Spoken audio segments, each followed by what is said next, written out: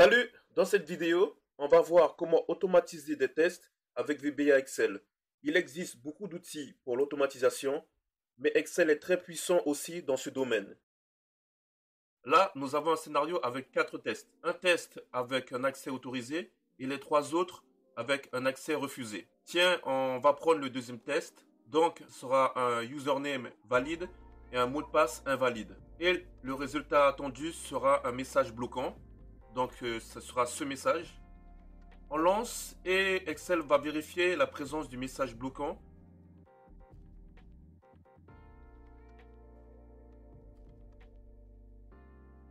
Donc, le résultat attendu est conforme à ce qu'on attendait. Donc, le test est OK. Donc, comme on peut le voir, j'ai une couleur verte qui apparaît. Maintenant, imaginons que j'arrive à me connecter à cause d'une anomalie dans le code. Excel doit pouvoir me dire qu'il n'a pas vu le message bloquant et visiblement, il y a un problème. Donc, essayons. Je reprends le deuxième test. Donc, nous avons un username valide. Et cette fois-ci, je vais mettre un mot de passe valide.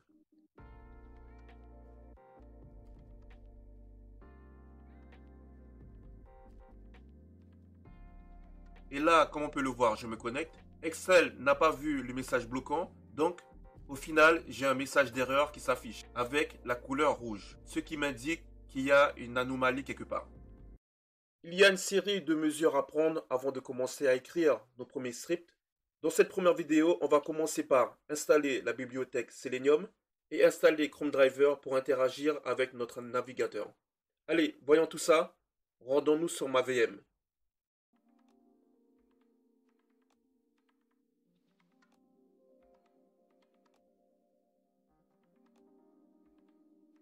Rendons-nous dans le monde développeur. On va faire un CTRL plus F11, voilà. Puis dans Tools, puis dans Références, où on va voir les bibliothèques nécessaires. Donc Selenium et Selenium Wrapper. Ce qui est intéressant ici, c'est qu'on a les paths par défaut après l'installation. C'est vraiment intéressant car il nous indique où on peut placer le Chrome Driver pour contrôler le navigateur. On a 3 choses à faire. Installer la bibliothèque Selenium, installer la bibliothèque Selenium Wrapper, placer Chrome Driver dans le path comme indiqué. On va aller sur Google pour chercher Selenium Basic.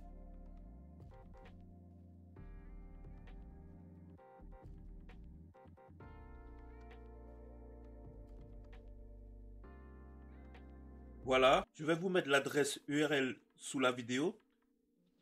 Il va télécharger directement le fichier. Voilà, on va l'ouvrir. Et l'installer. Voilà, next, next, installe.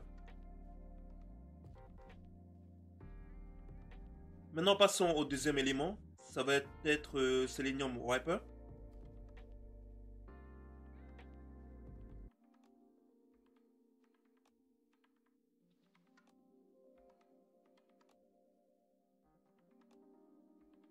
Voilà, on le télécharge.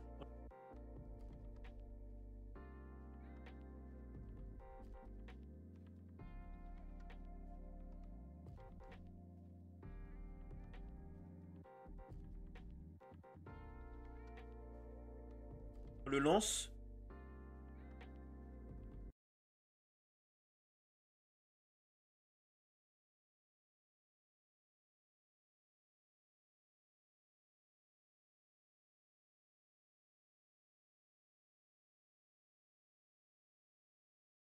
On le lance. C'est parti.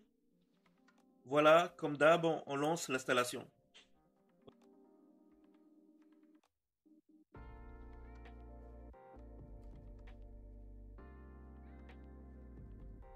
Ok, maintenant ça doit être bon pour Selenium Wrapper. On a fini avec notre deuxième étape. On va enchaîner avec la dernière étape. Ça va être l'installation de Chrome Driver.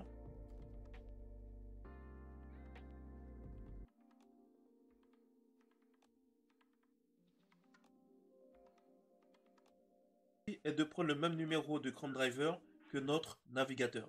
Moi, c'est 110. Je télécharge.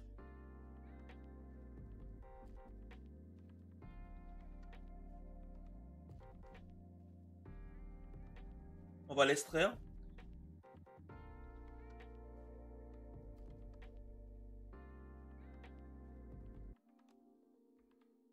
Et on va faire un copier-coller et on va le placer dans le path comme on avait vu au début de la vidéo.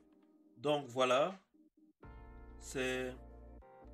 vous avez l'adresse, vous avez le path là indiqué. Et on va le placer dans le dossier Selenium basique. On le place ici, voilà.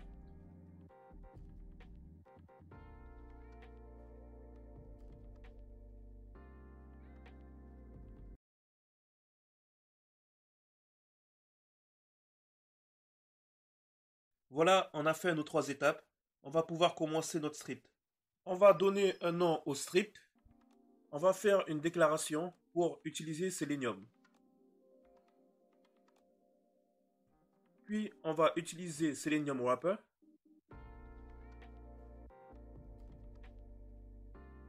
On va faire appel à Chrome.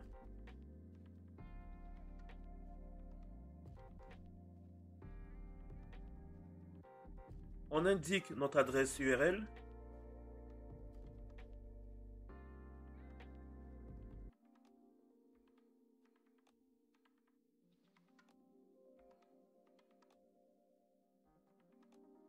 On met une pause de 2 secondes.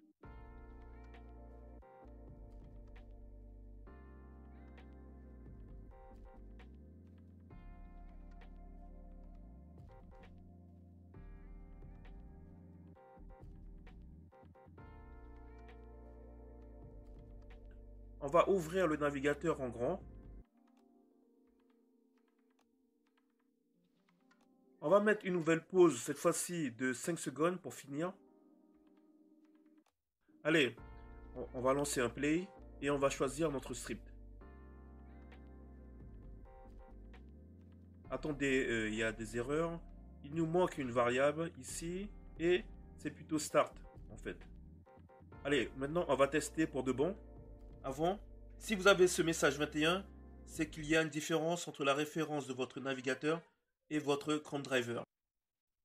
Il lance Chrome, il l'agrandit. Voilà, Chrome est OK. Notre installation est finie. C'est tout pour cette vidéo. Je vous dis à plus tard pour la suite. Ciao. Salut, cette vidéo fait suite à la vidéo sur comment utiliser Excel pour faire du test automatisé en passant par VBA. On va s'intéresser au code cette fois-ci. Allez, allons sur la VM. Allons vite dans le mode développeur pour le code. On a fini l'installation, notamment du Chrome Driver. Allez voir la première vidéo. On va commencer à coder là. On va se rendre dans le mode développeur où on va donner un nom à notre premier test. On va créer une variable driver. C'est une instance créée de la classe WebDriver. WebDriver est la classe principale de Selenium pour interagir avec le navigateur. On crée une deuxième variable, keys. Keys est une classe Selenium qui sert à reproduire les actions clavier.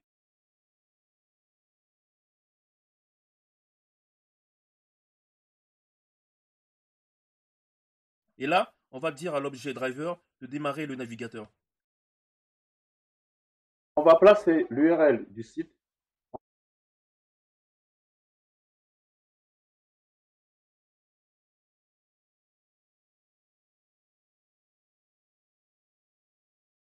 On commente. On place une pause.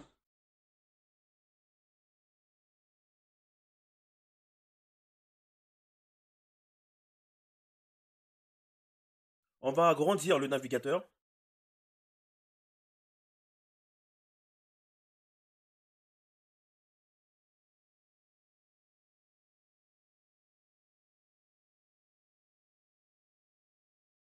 On va récupérer les données, donc username puis password, directement dans les cellules Excel.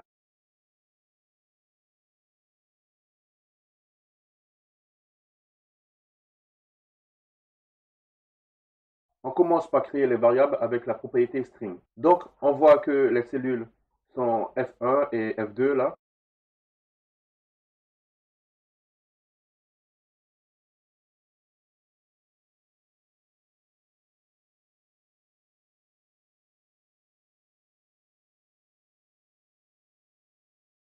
On va ancrer à la feuille TNR logging et spécifier la rangée F1 et faire de même pour F2.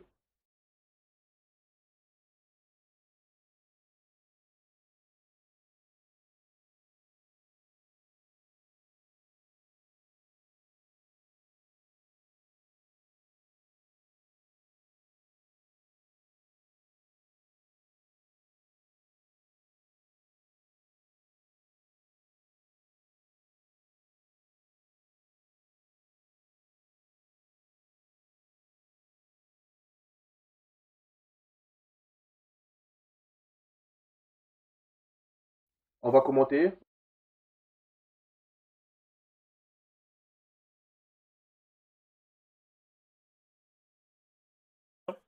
On va créer la variable element.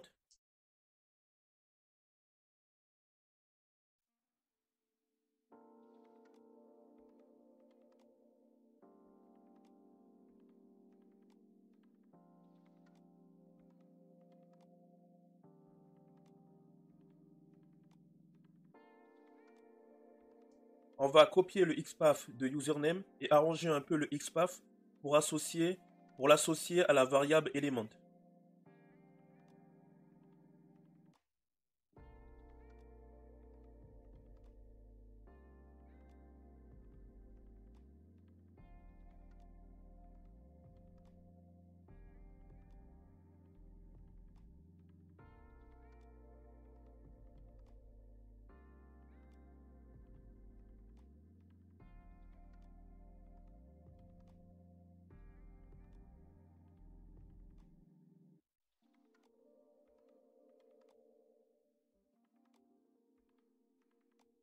On va pas s'embêter et on va faire un copier-coller et faire les modifications qu'il faut. On va copier cette fois-ci le XPath password et arranger un peu aussi.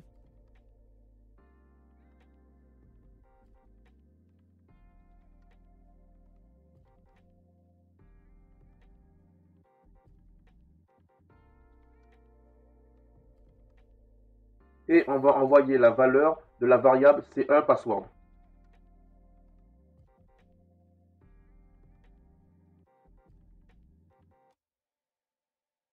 On va commenter.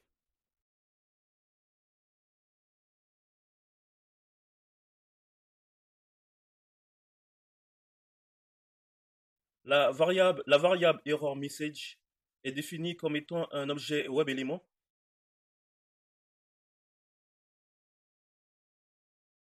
qui est une classe utilisée pour représenter un élément HTML sur une page web.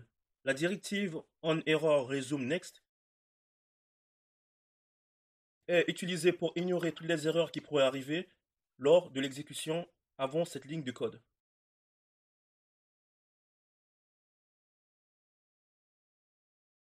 On va chercher le XPath des éléments.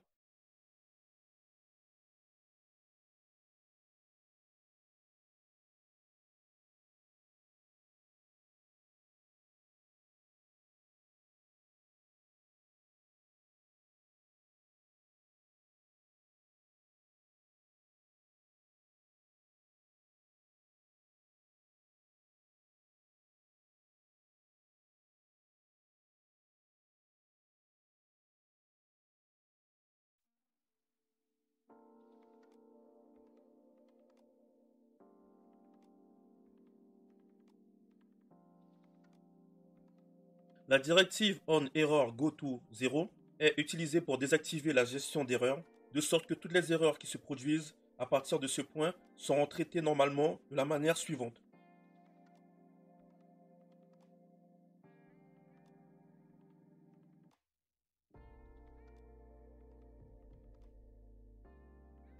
Si la variable errorMessage n'est pas nothing, cela signifie que l'élément contenant le texte add to cart a été trouvé sur la page web, ce qui déclenchera l'affichage d'un message avec le texte C1 texte OK.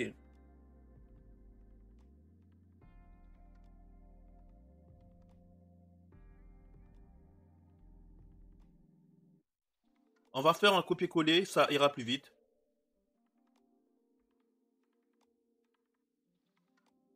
On aura l'écriture du texte add to cart dans la cellule K22 de la feuille de calcul TNR logging. Un copier-coller encore.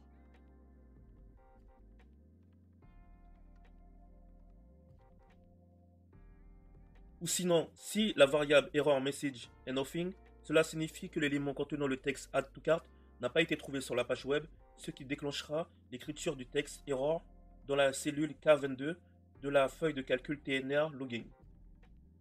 On ferme le if.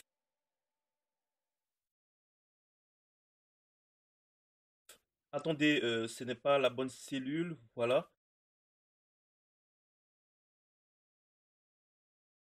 Attendez, ce n'est pas bien écrit.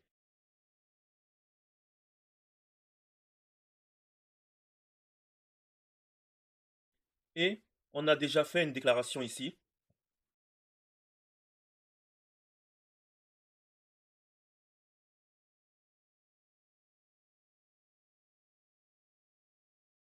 Bon, on a une erreur, c'est normal. Le password n'est pas bon. C'est un test passant ici, en vrai.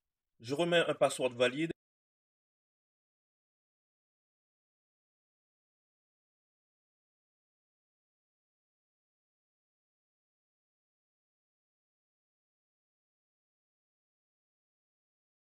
Et voilà, on a notre résultat attendu.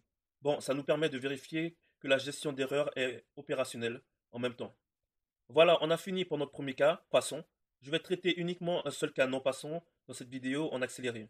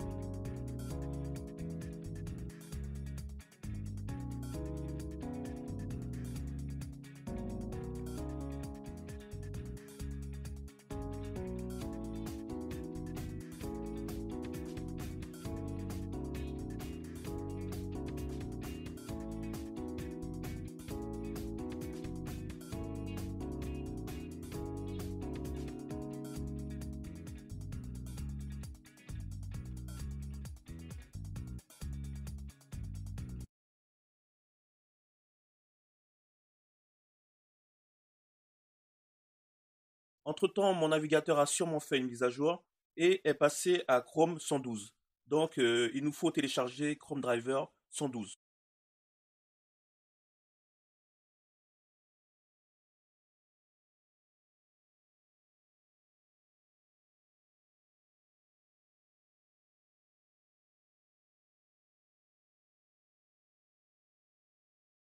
Voilà, c'est fait. On va le placer, on va placer le Chrome Driver 112 dans le path Selenium.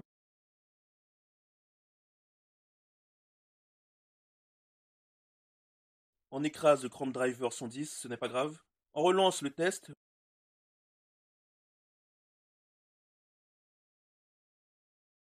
Voilà, c'est OK. Maintenant, on va finir par fermer l'accès à certaines parties de la feuille Excel. Voilà, on fait un clic droit sur la partie qu'on a sélectionnée. On va dans Format Cells, puis dans Protection, et on s'assure que Lock soit coché.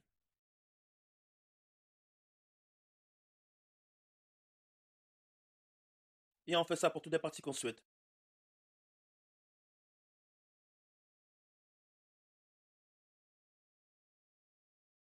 On va dans l'onglet Review, puis Protect Sheet. Puis il faut que Unselected Cells soit coché, car on veut avoir accès uniquement aux cellules qu'on n'a pas bloquées.